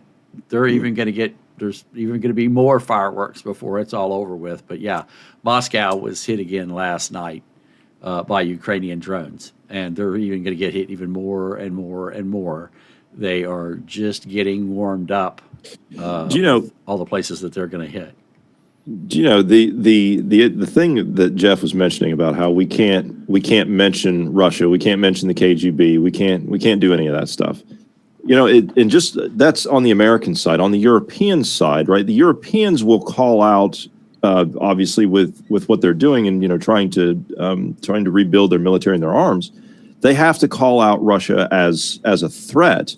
But the other side to that is the airport closures that are happening over here because of unidentified drones. We can't even say that they're Russian drones. Where in the hell else are they coming from? Of course they're coming from Russia. Why can't we say that? Why can't people be told that? Yeah, that's an interesting point. They don't want people to know the truth. No, they don't. And it's Yeah, this is the blockade on the truth that we've had all these years with the fall of the Soviet Union, with Gorby mania, and then drunken Boris Yeltsin. But nobody really read the subtext. Nobody really looked carefully. When did the Soviet Union surrender? So Gorbachev himself pulled down the flag, the hammer and sickle flag, and allowed Gorbachev, a candidate Politburo member, to step in as an alleged Democrat. When did they stop building ICBMs? And I want to ask you this, Lee, the Sarmat test failure, the failure of some of the recent SS-27 tests. What do you make of that? Are these fake missile test failures, or are they really having trouble with their missiles? They're really having trouble with their missiles. This is what I have said about their nuclear program. It costs, hundreds of thousands of dollars a year to maintain these things, to upgrade them, to remove the explosive material from around the nuclear device, to replace it, to replace the detonators, to replace the explosive material. Because when a nuclear bomb goes off, you got two choices, okay? You can either take the fissile material and slam it into a larger ball of fissile material at a high rate, or you can compress it all in. The thing is, when you compress it all in, it all has to compress at the exact same time. If one goes off a little slow, two go off a little slow, then it doesn't compress, it squishes. And then it's not really a nuclear bomb then. It's a dirty bomb. You'll still get a yield, but it won't be anything like it was before. And it'll be really, really, really dirty. And if more than a couple aren't perfect, well, then it won't go off at all. It's just a big boom. And you just made a dirty bomb in that area. So rocket engines are the same way. Solid rocket fuel is the same way. Hoses, turbines, all kinds of things, even in liquid propellant, the turbines have to be lubricated. The stuff has to be pulled out, repaired, and put back in. Russia has not maintained their nuclear stockpile. And so not only have they not maintained their nuclear stockpile, they haven't maintained the rockets that launch it, the launchers that launch it, or the rockets that carry it, or the launchers that launch it, the telemetry, the communications equipment. Nothing has been maintained. It's just like the tires that were 20 years old on those trucks, all of the Panzer S1s that were coming into Ukraine in the opening stages of the invasion. And this is really what the Ukraine war is partly about, because it isn't just the money it's the people. If you don't have those engineers, if you don't have the scientists, if you don't have the brains, it doesn't matter how much money you have. If you have a bunch of cavemen with a bunch of money, they're not going to be able to make a nuclear weapon work. So basically, you need those people with the know-how, and a lot of those people were Ukrainians. And I know some Ukrainians in Ukraine, and they said, Moscow keeps calling. They want me to work for them. Even after this war has started, they've been trying to lure them with promises of money and whatever to come back. And these Ukrainians are like, no, I'm not going back there to work in their science labs and there as an engineer for them. So and this is the danger. Yeah. If Ukraine falls, this is the danger. Is they're gonna get all those scientists and those people back. Yeah, I wonder if the rocket industry and their nuclear industry. I mean, Sakharov was a Ukrainian, wasn't he? Or am I remembering that wrong? I think he might have been. Yeah. But I know a lot of the scientists were Ukrainians. A lot of the defense engineers were Ukrainians in the Soviet Union. A disproportionate amount of their best scientific and engineering brains were Ukrainian. And so if you don't have Ukraine back into the Union, as they call it, the Union state, you are not able. Here you had this giant, in 2014, before 2014, the Ukrainians were still helping service. The Russians were outsourcing a lot of their work and their defense industry to Ukraine before the Euromaidan revolution. Once that happened, that stopped. Helicopter engines, all kinds of things were made in Ukraine. That all stopped. So, but the high-end stuff, the nukes and the missiles, it's interesting, these failed missile tests. Very, very interesting. He was not Ukrainian, by the way. Okay, he wasn't. All right. No, okay, and my point on that is, it doesn't matter even if they had the high-end scientists. They could still have all the high-end scientists. But if they fail to do the maintenance, it's not going to work. So that's the issue that I've told everybody that Russia has. And Russia has not maintained their stuff. They haven't maintained their tanks. They haven't maintained their missiles. They haven't maintained their aircraft. They haven't even changed the tires on their trucks. They lost 30 or 40 Panzer S1s coming into Ukraine simply because the tires blew out on the truck, because the tires were dry rotted. They didn't even bother to change the tires. And the worst part about it was, when they did change the tires 7 years ago, Did they use good Michelin tires? Did they use American tires? Did they use European tires? No. They bought the cheapest poly tires that they could get from China. And so those tires were good for maybe a year or two, not 7 to 10 years. And that's why the sidewalls blew out on them and they were all dry rotted. So Question, Lee. Yes, sir. Their maintenance, right? You're talking about their maintenance, right? And I that makes perfect sense. What about their new missile production? What about the new things they roll off the line? The new missiles that they're producing have a quality control problem. And so it's just like the quality control problem with the lithium batteries that the United States was getting from China. The issue was when you make the lithium, you have to grind it to such a fine powder. It has to be almost like a talc. The problem was when the Chinese would make that fine material powder that's like a talc, it would be like a talc, except for a small percentage of that had granulars in it. And those granulars were above that talc. So when you spread the talc across the large surface, everything's perfect, but it only takes one granular to make a failure. And that's why they were having all those problems with hoverboards and other scooters and things of that nature catching on fire when they were charging them. Because when they were putting the lithium onto the plates, 90% of it was the correct talcum powder. 10% of it, 5% of it, 3% of it at best had granulars in it. And it only takes one granular in the entire battery for the battery to catch fire because it arcs between the plates.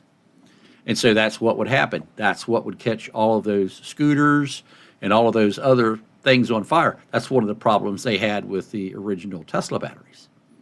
So there's a lot of Chinese lithium batteries were catching fire because they don't have the quality control. The Russians have the exact same problem.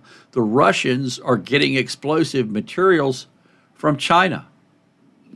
The Russians are getting explosive materials from North Korea. Hell, half of the shells coming in from North Korea won't fire. The other half of the shells that are coming in from North Korea, the gunpowder is so inconsistent that you can't tell where the shell is going to land. Most of them land short because it doesn't provide the explosive power that it's supposed to. You could affix a barrel so it's pointed at the exact same spot, and you could put 100 rounds into that artillery piece, and no 2 rounds would land in the same spot. In the United States, if you do that, every single one of those rounds will land in that same 55-gallon drum. Doing that over in Ukraine with what the Russians are firing from North Korea at the Ukrainians, those shells won't land within a football field's distance of each other. And this explains why the Russians why they- lost 1.5 million men Absolutely. getting wounded in this fight, because and the Ukrainians have probably only lost a couple 100,000 Right. is because of this. Yeah. And the And Russians this also themselves. explains why they flatten towns. They flatten the towns because they can't hit anything. So they They just can level hit a everything. town because it's big enough to hit, but Yeah. anything else they can't hit. Well, they have a hard time Yeah. hitting the town too. But I've got interviews with Russians that were captured that said, "There's no way we're going to win the war. We can't hit the same building. We can line the artillery up on that building that's 3 miles away, 5 miles away, or whatever, and we can fire all day long and never hit that building. Thank The you. shells will fall short, not go off, or fly over it. Thank you. We can't hit that building at all. Kim So, Jong-un. Thank you, Kim absolutely. Jong-un, for these wonderful artillery rounds. Same But they're a problem with success.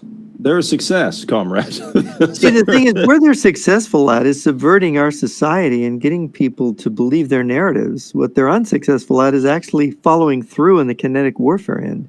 I mean, if they Lee, if they follow through on attacking Europe, they're going to trip over their own shoelaces? Is that what you think? Yes. The problem with the Russian military, the biggest problem with the Russian military is they have no combined arms training.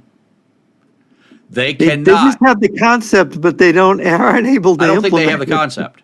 Well, they do have it because they call their armies combined arms armies, but they don't have Right, the but concept. they're combined as in we stuff them all on the battlefield at the same time.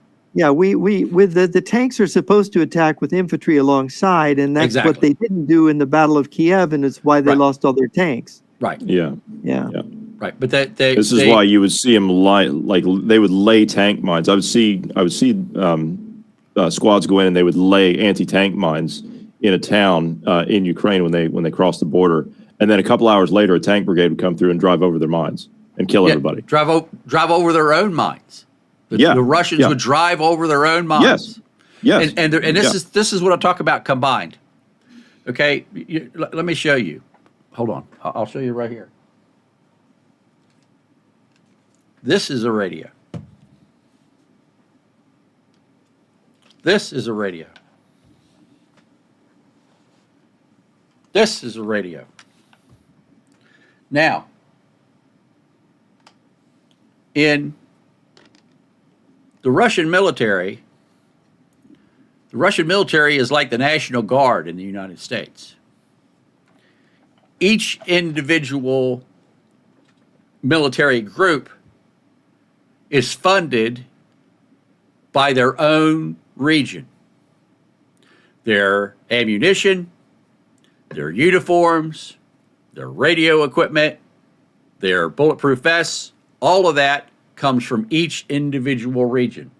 So you would have the Virginia National Guard, the North Carolina National Guard, the South Carolina National Guard, the Georgia National Guard, the Texas National Guard. You have all of these National Guards.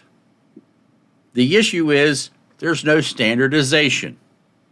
So you will have one Russian unit using this radio. You will have another Russian unit using this radio. And you will have another Russian unit using this radio. The problem is none of these radios talk to each other. So how are you supposed to have combined arms, combined tactics, going out and fighting together on the battlefield when they can't even communicate with each other? You have from the command down to the battalion level, sure, you got those microwave units that'll talk back and forth, and it'll go out from battalion to battalion. Okay, but when it filters down to the lower units, they're like rugby teams. They hate each other. One National Guard unit hates the other National Guard unit. So let's say that the Virginia National Guard is out there fighting, and the West Virginia National Guard is out there fighting, and all of a sudden the West Virginia National Guard is under attack. They call for help. Do you think the Virginia National Guard is going to go help the West Virginia National Guard? Hell no. Why would we want to help those motherfuckers? Why would we risk our lives to go help them? Hell no, we're not going to help them. So when the Ukrainians come in and assault them, these units here don't go help them. They're wiped out. Then this unit later will be called in to go in and attack, and that's why 4 hours, 6 hours, 8 hours later, there will be another attack or another assault or a meat wave that moves in. There's no combined arms. They don't know how to coordinate. This is the Russian operational art of war concept. Absolutely. This is what they do every day. Yeah, this is why they're getting their ass kicked by Ukraine. Yeah. Their battle management focuses on brigades and divisions. Correct. They don't focus on the tactical battlefield. They just say it's going to take care of itself. They don't. So they focus on this operational level. This is what they did in World War II. This is just standard practice. They think in terms of their military war games. They've got the divisions and the brigades. They don't want to know about the companies and the platoons. Yeah, So my question, but I have a follow-up question to what you're describing here. So if you're talking just about the Russians, so when you start throwing in all these different nationalities that they're importing to bring into these training facilities in Russia and in Belarus that we're seeing, how much more does that complicate the situation that's already complicated? They're the leader of the meat wave. I see. Okay. So they put that. So they're just the meat wave in general. So they're not even. Okay. All right. I just wanted. They're not even incorporated into. They don't teach them how to fire missiles. They barely teach them how to turn the safety off on a machine gun. Yeah, but they teach them how to drive a vehicle. That's about it. Right. And that's not even all of them. And that's just to drive through a minefield. That's just to clear a path through a minefield is why they'll teach them how to drive that vehicle. So they can go in there, they will fill that vehicle with explosives and try to have that foreigner drive that vehicle full of explosives into a Ukrainian position. And that'll supposedly detonate a whole series of mines. Correct. And he'll hit the first one out there, and he'll never even make it. And now they've lost all those explosives, they've lost the vehicle, and they've lost that piece of meat that they got from some other country that they're not going to pay for. It's absolutely a shame. That is insane. So So their philosophy, the Russian philosophy is you fire with artillery until you devastate the area. Then you move in and mop up. If you meet resistance, you back up, fire artillery again. And then when you think you've killed everybody, you move in and mop up. That's World War One. That's how Russia fights. Yeah. To That's this World War day, One. that is Battle how of Russia Verdun. fights. Yeah, this was the Battle of Verdun. You do the artillery, the Germans would bombard the French positions, then they'd move in and the French would shoot them down, and then they would bombard again and then try again. Then they came up with flamethrowers. They used phosgene gas in that battle. That was the first use of poison gas, I think, of that kind of poison gas. But yeah, this is the World War One type tactics. And of course, it isn't effective in taking ground. No, it's cost them $1 million. I mean, 1 million lives, excuse me. Yeah, a million men. Million lives, millions of dollars, which they don't seem to even care about either. Billions of dollars. It does. They don't care about either one of those things because if we're going back and looking at the buildups in other places, they don't care about that. Well, the system what Putin is doing is selective genocide. Okay, and I've already went through and proven this. I did all the research to prove this. Me and Grok spent about 6 hours one night. And what we found out was, what we researched was, I said that I thought that Putin was selectively drafting people from areas that Putin didn't like, from peoples that Putin didn't like. And Grok went through and found all of the groups, all of the provinces that the Russians were drafting people from, and cross-referenced that with statements that Putin had made that were derogatory towards the region. And at the end of the 6 hours, Grok was like, "You're absolutely right. This is a genocide against the Russian people by Vladimir Putin. That's why he's not pulling people out of St. Petersburg. That's why he's not pulling people out of Moscow. That's why he's not pulling people out of his hometown. He's only pulling people from regions that he thinks are subhuman or not advantageous, the poorest regions, the most disliked regions. It's like people in New York saying, we're going to go to war, but we're only pulling people from Louisiana. Well, what's interesting is Putin's great popularity is in the poorer regions, and in Moscow and Leningrad are famously where the most Russian liberals are. Yes, but in Moscow and St. Petersburg is where the media is. And if you start pulling people out of there, the media is going to talk about it. So Russia is the most sophisticated. Russia is an overgrown Bulgaria, but they have this these elite areas, Russia and St. Petersburg, where everything really is done, where all the sophistication is. You could say Russia is a backward country, but it has a small advanced country inside that backward country. Same thing with China. China is a largely backward country with a smaller advanced country inside of it. And there's a kind of a bifurcation between the advanced country and the less advanced country. So that when you go to Moscow, people think, they're, like Tucker Carlson goes to Moscow, the metro is wonderful, this city is modern, the stores are full, blah, blah, blah. Yeah. The food is wonderful. It's I don't know what the problem is. Why does everybody see it as such a bad place? You go outside Moscow 60 kilometers or 100 kilometers and they don't have running water, or they have a outhouse instead of a toilet. And if you want to visit those places that are further outside of that, you can take the train to go to those places, but you can only do it at night. And with a minder. Yes, that's right. You can And- only do it at night where you can't see anything. That's the And point. the definition of running water in a Russian house just means there's water. It doesn't have to be potable water. It doesn't have to run through pipes. A garden hose pumping out water that looks like mud is considered running water in Russia. Not drinkable. You can't even take a bath in it, but that's considered running water in Moscow. A hand pump.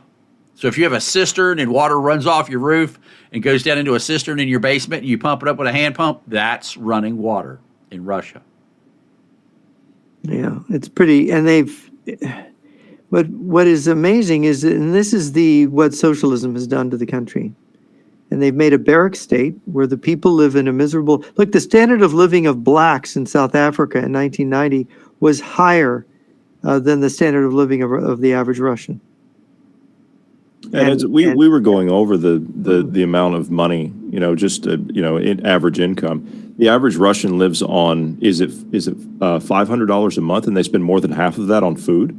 Yeah. And then, Yeah, it's something like yeah, that. Yeah. and then the rest of that has to go to is $1,000 a month, a good salary in Russia, Yeah. and people just can't find those jobs. It's very, very hard. Well, if you sign up and you get put into the meat wave, you get $1,200 to $3,400 a month, depending on what you do. But you won't receive it because you'll be dead before Yes. payday. Well, that's the thing is, that's one of the things is a lot of these guys. I mean, the ones that survive, they'll send that money back home to those poorer areas, to their families or whatever that are back there, and then that'll get spent on like high-end Chinese electronics or whatever. And the other thing that these guys will spend the money on is what I was saying earlier, online gambling. A woman that has a job in Russia sleeps with her boss. You mean Yes, it has a actually, good job in Russia? No, a job. A woman If you who has a job in Russia sleeps with her boss. That's how she got the job. there's a That's how she book that kept- explains this. That's how she kept the job. When I used to work with a military contractor, I used to work with Siemens, and not Siemens, Sperry. And Sperry had a facility that made pieces for periscopes. And one of the women that worked at Sperry with those periscopes, when I was doing some things with the Navy, she was a Russian. She had defected from Russia. And she told me that any woman who works in Moscow or St. Petersburg, if they have a job, they are sleeping with their boss. She said, I know. I had to do it for 20 years. And she said, my ex-husband used to find me on the subway train on my way home. He would wait in the subway terminal, and when I would get off the subway to walk home, he would rape me in the subway station. And she said I would scream for help, and the people would walk by and do nothing. And she said he would do that every week or two, and he did that for years. On the way home from work, he would be in the metro station, I would get off, and he would rape me. So she said, I saved money for 6 months, and I hired the biggest man that I could hire, and he would meet me at the station before my stop. And he would get on to the subway with me, and he would ride the subway with me to my subway station, and he would walk me to my house. And she said, on the 7th day that he that he met me, my husband tried to rape me. She said that man came and beat the shit out of my ex-husband, and he never came back again. And she said it was the best $80 I ever spent. There's a book $80 that for a week of being escorted on the subway. That's Yeah, because pretty all he had to do expensive. was get on one subway and ride it to the next subway stop and get off, and then walk her to her house, which was like 3 blocks away. Yeah. And so she said, Yeah, I the spent wonderful $80. She society- was giving him $10 a day. all you Vatniks out there that think Russia's so great, such a great Christian society, why don't you go over there and enjoy the treatment of women over there? Why Yeah, don't you go enjoy that? there's a book that explains some of what you're talking about, Lee. I've mentioned it to you before, Jeff. It's this book here. It's called The Russian Mind. And this explains, there's a section in here about, quote, intimacy. And it explains how things are really done over there. And it kind of follows along with what you were saying, Lee. Yeah, I just had no comprehension that that's how Russia was until she explained that to me. Violence against Yeah. women is quite common in Russia. So. Yeah, it is. So, and is it true that I've read the statistic before and I've seen it in different places. Is it true the average Russian woman has had 4 abortions? Does that sound about right? Well, it was under the Soviet Union. The average was 7 in the late 80s. 7. It was 7 God. abortions in the late 80s. Yeah, that statistic stuck in my mind from back then. I Good don't know. Lord. I know the number of I know the abortion rate in Russia has declined since then because of the available of contraceptives that are more effective. But basically, whatever contraceptives they were using in the Soviet Union weren't effective, and so abortion. And of course, abortion was in demand in the Soviet Union from right after the Bolshevik Revolution. Why? Because the women were starving, and they didn't want to have a baby when they were starving. The food was so scarce, they didn't know how they were going to feed a baby. And so this is where the demand of abortion in Russia, and of course, initially the Bolsheviks, yeah, abortion's fine. Well, they stopped having babies in the early 1920s in the free love era of the Soviet state. And of course, they started telling the doctors, don't give them the abortions. Do y'all remember when they had the AIDS epidemic in Russia and Ronald Reagan agreed to give Russia condoms? I don't don't. I was remember I that was a one. kid, so yeah, Okay, I don't so remember that. Ronald Reagan agreed to give the Russians millions of condoms because they had an AIDS epidemic breaking out in Russia.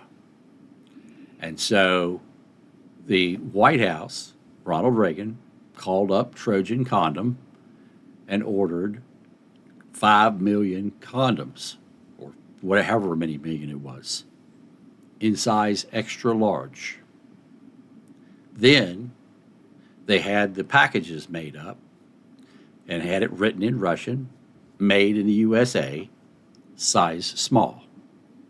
And that's what they delivered to the Russians. And these condoms are like this fucking big around. That's what Ronald Reagan delivered. I used to have a pack of them written in Russian. And that's What was the logic of calling them small when they were large? that's yeah. That's pretty mean. Yeah, well, Yeah, that but it's like saying, here's America, Yeah, made in yeah. America. Here you go. Yeah. It's an extra large condom. Yeah. They were labeled in Russian, Yeah. size small, made in America. It's just such a joke. Well, that's what Reagan did. So there was a few things that Reagan did that I thought was hilarious, and that was one of them. Well, I guess they want to come after us still. So, Lee, all the preparations that Russia's making. So your thinking is that they can't really follow through on all this. That in a sense they're trying their best, but the leadership probably is not being told how bad things are on the ground. No, that's proven that the leadership is not being told. In fact, the maps that the leadership is being showed are not the actual maps. So one of the guys who was captured used to make the maps. And he said that when the leadership would come, they would use a totally different map. And on that map, they would claim that they had made gains into cities that they had never even been in to try to make it look good for that leader. And then the days after the leader would leave, well, guess what? They were going to send meat wave after meat wave after meat wave into those cities to try to take them to fulfill what they had stated on the map that was never true. He said there were times when the map showed that they were kilometers further into Ukrainian territory than what they were actually in, and that they had said that their losses were less than what they actually were. And so that's why the guys didn't want to fight. The other thing he said was that leaders were always last. So the way that they would go into battle is the leader would always stay in the rear. The newest, youngest guy would lead. And the more experience you had and the more leadership you had, the further back in the line you were. That way, when the Ukrainians would assault, the front people would get killed and the people in the rear would retreat. And that's how you had some people who had been on the line for 6 months, a year, or years. They were in the rear, and when the assault would come, they would retreat, and the guys in the front would die. So the guys who were going and doing the fighting had been there the least period of time. So the new guy goes first. And that's how they made their rankings. Crazy, huh? It's a pretty crazy way to wage war. So if the Russians tried to do an offensive where they used missiles and nuclear weapons with their combined arms, they would basically fail in a lot of the missile launches. Correct. They would not destroy what they were to destroy. Their forces would hit the front, and God only knows if they would ever break through or get stuck like they are in Ukraine. It would be just like what you have in Ukraine. It's the envelopment, the first envelopment. That's why I said they could take the Suwalki Gap. They could close those ports, and they could flood across the line into Lithuania, Latvia, and Estonia. So they could take the Baltics. But, and then trying to get them out, well, that's like trying to get cockroaches out. They go everywhere. So, Well, how many of their nuclear weapons will fail? I would say more than half. Okay, but that still leaves Even 40% hits. even the ones we've looked at in Kaliningrad, just north of the Polish border. So the Iskanders, for example, the short range, the intermediate range, the not the ICBMs. That's something different. I mean, Jeff's talked about the low trajectory launches before, and I still believe that's an option for the Russians, considering how far we've seen them deployed forward. But the Iskanders, do they have the same problems with the Iskanders, the short ranges, the tactical nukes? They have the same issues with them? The nuclear warhead is what's going to have the problem. It's the nuclear warhead And this is itself. why they haven't been able to use the miniaturized vacuum warheads. They probably don't work either. No, and neither does their nuclear propulsion. Look, if you're going to do the nuclear missile, that's basically a flying Chernobyl, is what some people have called it. You have to have consistency within the radioactive material. And they can't even mill the radioactive material they can't correctly. even do it. They can't even make ball bearings. This is the problem. Did you say flying Chernobyl? I'm sorry. So it's a flying Chernobyl. they're just I'm going not to the one that create. coined it. That somebody else is. So by launching somebody their else did. offensive, they're going to create a radioactive mess in East and Central Europe, and they're basically going to fail by the time they get to Germany. Yeah, I don't even think they'll get across to Germany. I don't think they'll make it halfway through Poland once NATO and other countries respond. I think, look, how do I put this?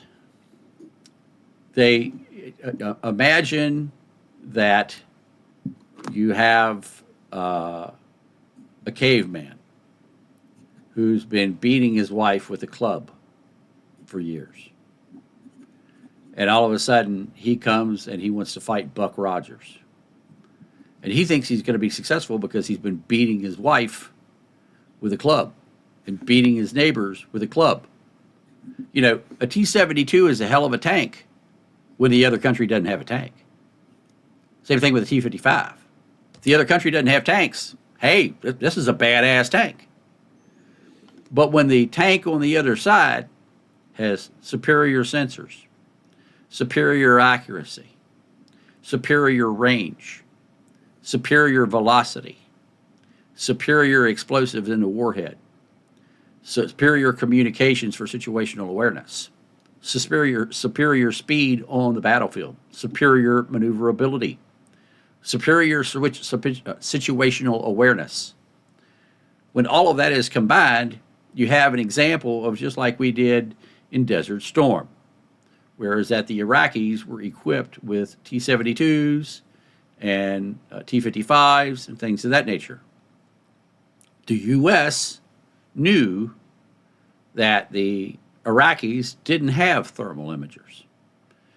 The U.S. knew that the Iraqis had infrared illuminators. So when the Americans came within the range of the Abrams, but beyond the range of the T-55s, the Americans started firing smoke canisters at the Iraqis. What did the Iraqis do? They wanted to be able to see through the smoke. How did they do that? They turned on their infrared illuminators. The infrared illuminators created heat. That heat identified exactly where the turret was because the infrared illuminator was located beside the barrel. So when we fired the smoke canisters in, they turned their infrared illuminators on. Those infrared illuminators made white dots across the screen. The Abrams picked out which ones of those targets that they were going to attack. Every single Abrams took picked one of those dots on the horizon, and when the commander yelled fire, a column of M1 Abrams fired simultaneously, and when they fired simultaneously, a column of Russian tanks exploded on the other side. It was just a couple of those waves, and every single one of those tanks was gone, and not a single American tank was hit. Why? They were out of range. Why? Because the Russians couldn't, or the Iranians could not see the American tanks. And why was the U.S. so accurate in knowing which tanks to hit? Because every single one of them had turned on an illuminator and told us which one of those tanks were actually active. That is the advantage of superior technology. The Russians have never fought that. The closest the Russians have ever done to fighting the Americans is the Battle of Conoco Fields. Are you familiar with that battle? You're muted. You're muted, Jeff. Where was that battle? Which war? The battle was over in the Middle East. And the Russians, along with Wagner and along with some local Muslims, decided that they were going to go in and take over Conoco Fields. The Russians moved in. The Americans picked up the phone and said, "Hey, we're over here. Is that you approaching?" The Russians were like, "No, it's not us. We're not coming. It's not us." The Russians said, "Look, whoever's coming, we're going to blow the shit out of them. Are you sure it's not you?" The Russians, "No, it's not us. We're not. No Russians are involved." The Americans said, "Okay, if that's not you, we're going to fuck them up." And they hung up the phone. Immediately, the U.S. Air Force, the U.S. Navy, the U.S. Army, and Delta Force went in and obliterated, in a very short period of time, every single one of those tanks, every single one of those armored personnel carriers, and they killed everybody there with the exception of just a few, and they blew up every single vehicle with the exception of one, and the reason they didn't blow up that one was because they wanted to capture it for intelligence. The Battle of Conoco Fields was the last time the Russians ever came up against the Americans. Not a single American was hit. Not a single aircraft was hit. Not a single vehicle was hit. In fact, only one contractor was slightly injured, and he was a local who got hit by a piece of shrapnel or some kind of shit, but it didn't hurt him significantly at all. And the U.S. wiped out all of those people in Wagner, who was a premier military organization, because they consider Wagner like special operations. The U.S. wiped them out. That was the last time the Russians went head-to-head with the Americans, and the Americans cleaned their clock in a matter of minutes. So now, if the talking US, about, you mentioned the American tanks versus Russian tanks in a superior range of the American tanks. In the Battle of 73 Easting was an engagement in the First Gulf War in 1991 where U.S. M1A1 Abrams faced Soviet-made Iraqi tanks. This was a Republican Guards unit. T-55, T-62, and T-72 Ms. And they had the T-55As, plus Chinese Type 59, 69 copies. So this is what they were going, and they ran into each other in the fog, and we wiped them out. I don't think we lost a tank. no, we didn't. We didn't. I don't think we lost a single tank. We wiped out this Republican at point blank range in the fog, because here the range didn't matter. And what really mattered there was our gunners were trained to be more efficient. to fire quickly. They were not trained. They didn't drill in this firing. And so we were shot. And as they were trying to line up their shots, they were just dead. And so there again, American training defeated the Russian tank with the Iraqi crews. So my guess is the Russian crews may not be any better than the Iraq. In fact, the Iraqi Republican Guard crews might even be better than the way they train Russian tankers now. And if I'm not mistaken, my old boss was the leader of that, General McMasters. Right, that's right. I believe McMasters was the leader that in was that my battle. old boss. Yeah. In fact, So this was, General McMasters said that I had created the holy grail of battlefield energy. Wow, that's quite a compliment. Well, and you see, it was about, they insisted that these Americans go through this grueling training, and it saved their lives, and it gave them the victory in this tank battle. Yeah, it was. So, yeah. It was a hell of a victory. Yeah, And it that's a was. different battle than the one I was talking about. But that's another prime example. Yeah, The Battle of 73 73 Easting. So Easting. range and also training, so the quality of your men, the amount of training, and of course the Americans have superb training. This is what our big advantage is, and we've got good equipment. Our disadvantage is the numbers. We don't always have the numbers, and we're not backstopped by enough ammunition. I mean, I've heard, Lee, that NATO doesn't have enough ammunition to last more than 4 or 5 days. Is that true? No. We've got You don't way think more that's than enough to last 4 or 5 Okay. days. All right. The number is closer to 3 months Oh, until we would well, start to have, Daniel- and that's heavy fighting for 3 months. heavy fighting for 3 We've months. got bunkers after bunker after bunker after bunker after bunker. We would have a hard time delivering it to the enemy in that period of time. We would be in very, very, very heavy fighting before we So- even consider losing anything. Yeah. But to my point is, if you want to be successful on the battlefield, you have to be able to do 3 things. You have to be able to do them simultaneously, and you have to be able to do them well.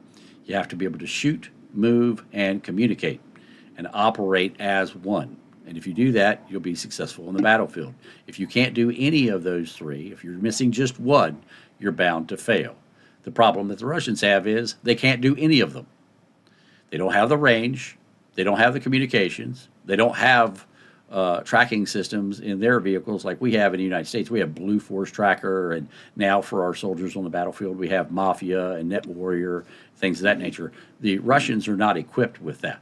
They have 1 or 2 little pieces, and that's it. They don't have any like ATAC systems or anything like that at all. No, they don't have a comprehensive ATAC system like we do. Oh my God. Lee, are we gonna have questions and answers? Yes, we need now- to do Q&A. Yeah, so Running folks, quite if you've late got now. questions, now's the time to put them in the chat. If it's not a question, please refrain from putting it in the chat. So let's see what questions we've got here. Give it a minute for them to catch up, and we'll see. Do we want to do social media plugs? I know people have been asking what our social medias are, so I thought we'd plug those up. Sure, go right ahead.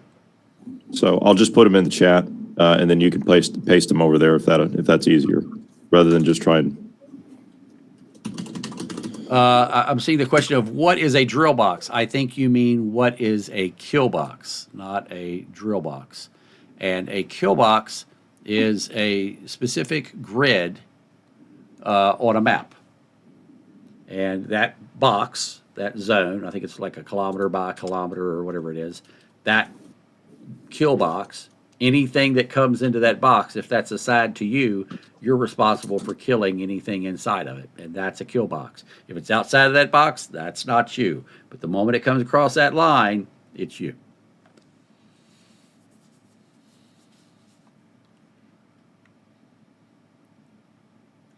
I don't produce drones anymore. I haven't produced drones in 20 years, so I can't do a class on producing drones. I would have to get somebody else to do that. I'll see if I can find somebody else that will.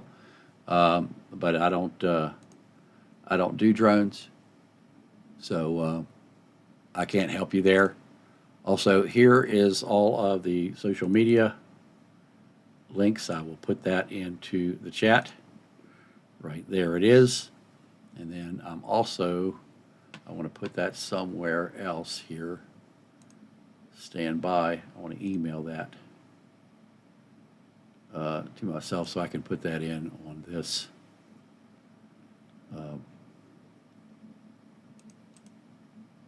In the information on the show. Why are American GOP and especially Democrat politicians cooperating with this Sino-Russian world domination plan?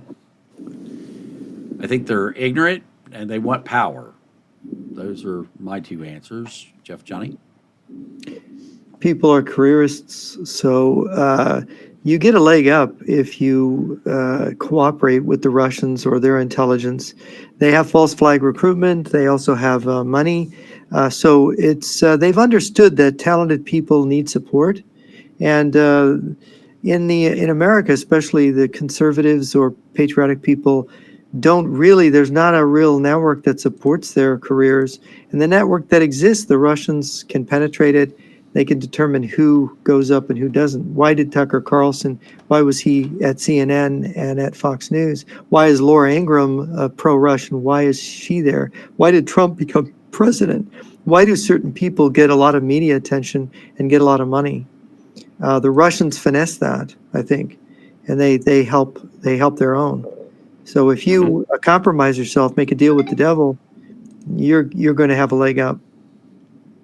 That's also true in even if you don't go the route of politics. If you go into academia, like you were attempting to do, Jeff, you know, if you had played ball with them, then all of those doors would have been opened up for you. You Well, I would have I would have been wealthy and had any position I wanted, and I wouldn't have even had to work very hard. Yeah, and I mean I'm still looking into this. I mean, this is kind of one of the other things we were talking earlier about the involvement that the Russians have in all the influence operations. The social media stuff, the online streaming platforms, the gambling stuff. And I mean, if we start looking into the entertainment industry, of course, you know, the Hollywood movie production, television production, you know, like you were talking about some of the people that are on TV, you know, how do they get these illustrious careers? Well, they carry the right agendas, right? All those doors open up for them, and they're too That's right. limited, I guess, is the right word, to be polite, to understand what the bigger picture here is. And that's why we take $10 million. Well, it's you know, just like not we, this, but this you know what I chart that Lee showed, or you showed earlier, Yeah. which showed all Yeah. these very famous, well-to-do podcasters getting money through RT to support them in their podcasting. I mean, you've got the reach of that money, and you've got the incentive, and now you're living high off the hog, and they're going to threaten you. We're going to pull this money, or maybe there's going to be a machine gun hitting your front door.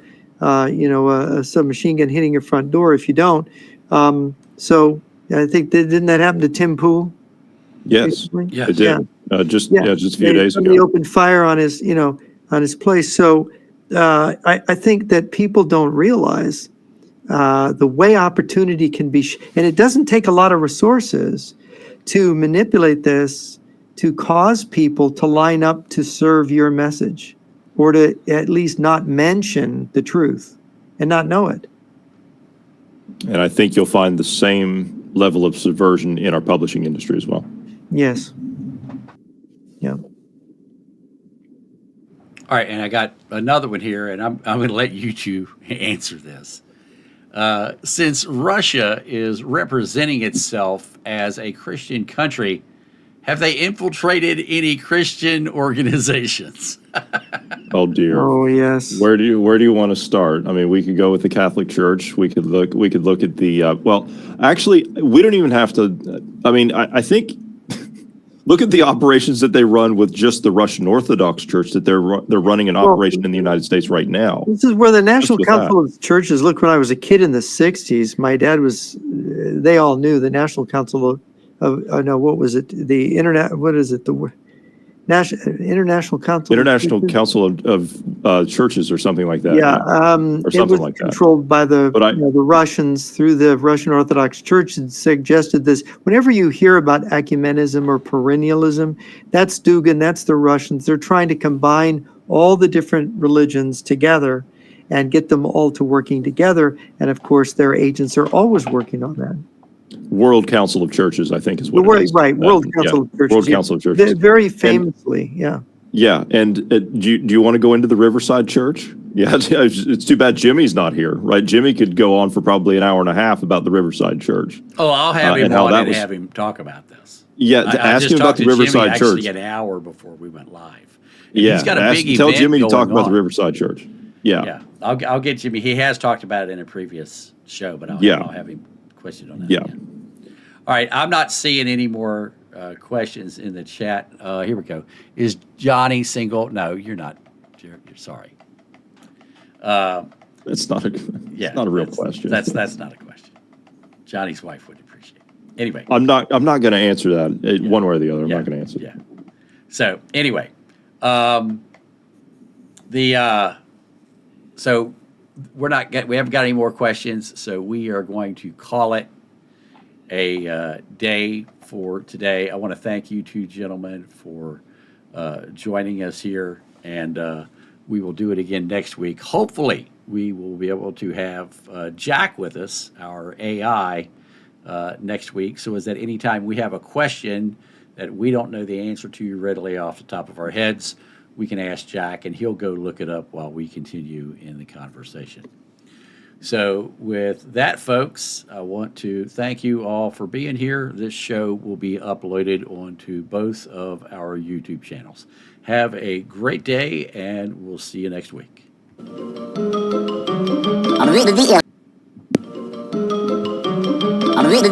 That's all, folks.